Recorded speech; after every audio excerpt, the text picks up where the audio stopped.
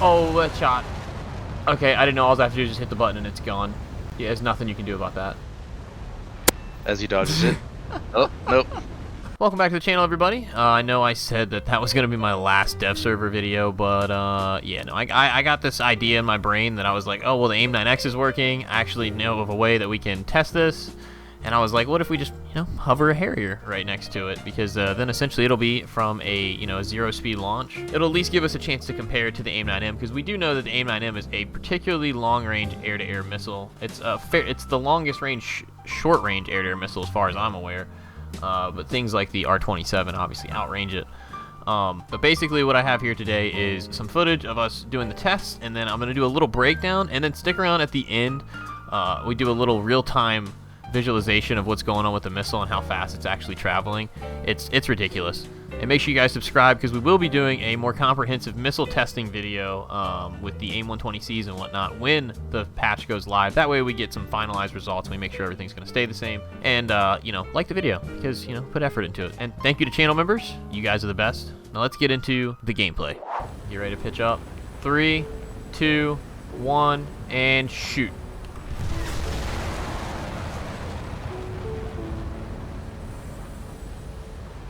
Alright, that feels pretty good. I don't know if that missile's gonna catch his ass. No, it's not at all. Mine's already over the mountain, but it's heading in a downward trajectory. It's not gonna touch him. Pitch up. Shoot. Okay. Alright. That was good. So, I mean, the only difference is you're a little flatter than I am, but that's okay. I mean, there's not too much of a difference here. Let's see, time 0.7 seconds, time 0.7 seconds. This is perfect. This is literally perfect. And there's only a distance of probably, what, like 100 meters? Alright, so, let's go in slow-mo here.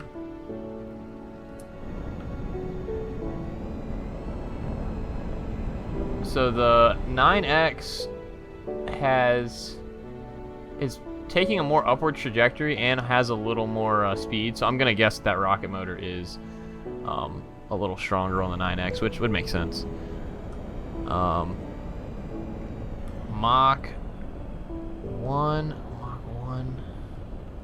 Okay, so I just want to see if I can stop it at Mach 1.5. Alright, there we go. So I'm at Mach 1.5 in the 9X, and the 9M you're at Mach 1.33, and your missile's much lower. I think my missile's taking a better trajectory, although it might be more of a result of the launch angle. However, I think the 9M's looking to take the more direct shot here.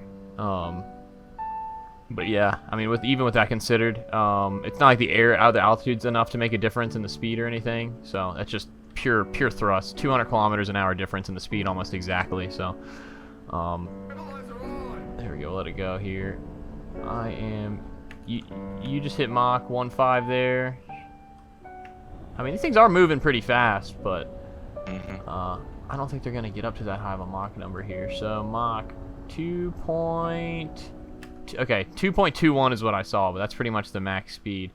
Yours is Mach 1.88, and that was it. So that's a pretty decent difference in speed right there. What's that? Almost 400 kilometers an hour difference.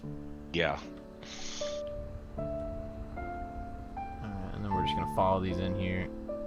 I think this is the one where the missile stays right behind me. Where I said if I was 100 meters behind, it would have hit me. Okay. I mean, that 9M believes in itself, but it's... Yeah, it says, I think I can, but it can't compete. I mean... Yeah, it's still closing you, though, right now. I mean, that's, it's definitely barely, but it's definitely still closing. Obviously, it's not going to catch, but... yeah.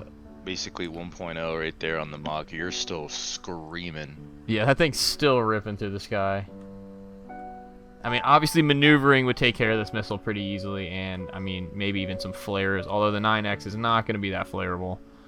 Yeah, because I remember quickly, they took off the IRCCM on the L's, gave it to the M's, so I think you'd have to just bob and weave to beat these. Bob and weave and flare and cut throttle and just hope. Alright, I'm gonna increase the speed a little bit here. You are just hitting 1,000 kilometers an hour right there. Obviously, you're going slower than the plane that we're shooting at. I'm still. It almost maintains a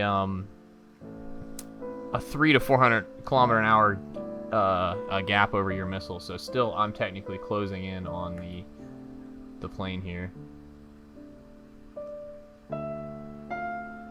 And, I mean, obviously your missile's falling out the sky here. I'm going to increase the speed a little bit because we're getting slow. This is real time. I mean, shit. That's pretty crazy. And I mean, look, your seeker head's still on it. And, oh, you know what? Look at this, too. I want you to notice this. Look at how narrow the seeker is on the 9X. And even though I know you're a little farther away, but look how much wider that beam is on the 9M. That's pretty impressive. Yeah, and I think that has to do with the IRCCM, so it doesn't see flares outside of the jet. But, wow.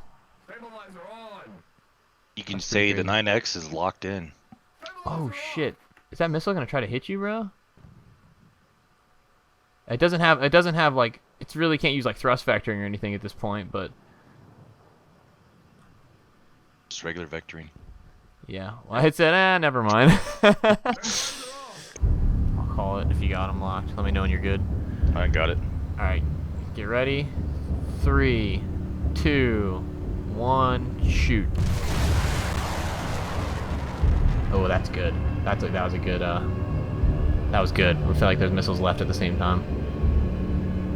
I'll be impressed if that hits them. It's about to. There it is. Oh, wow. Damn. So my missile's not even coming close. Like, I see you. I'm right next to you. Yeah, but, I'm watching watching your screen. Wow.